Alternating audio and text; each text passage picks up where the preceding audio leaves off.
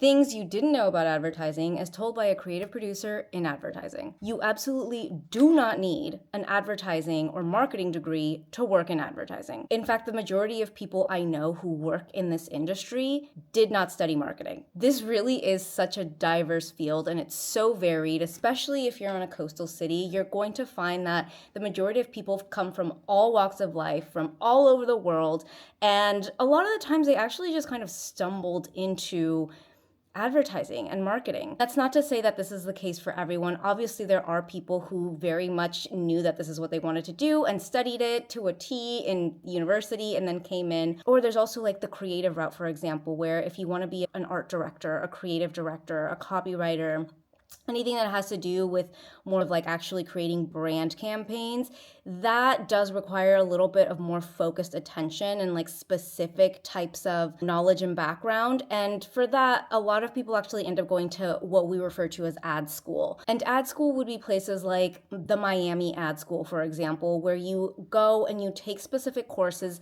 fully focused on the creative field and how to craft a proper campaign. And you basically come out of that with the intention of having a solid portfolio of example work that you can then shop around as kind of like your resume to try to get a job at an actual advertising agency or in-house agency. But for the likes of like maybe let's say strategists or producers or account managers, I mean, all of these other types of roles that are necessary and required within advertising do not need a marketing degree. I know so many people who went to college and studied psychology, studied political science, studied rhetoric. I mean, hell, I know people who actually studied chemistry and ended up working in marketing. I mean, of all things, right? So again, it really is just kind of the most catch-all type of industry. And the funny thing about it is that this industry is so embracing of all of these different types of perspectives and backgrounds and roles. Like,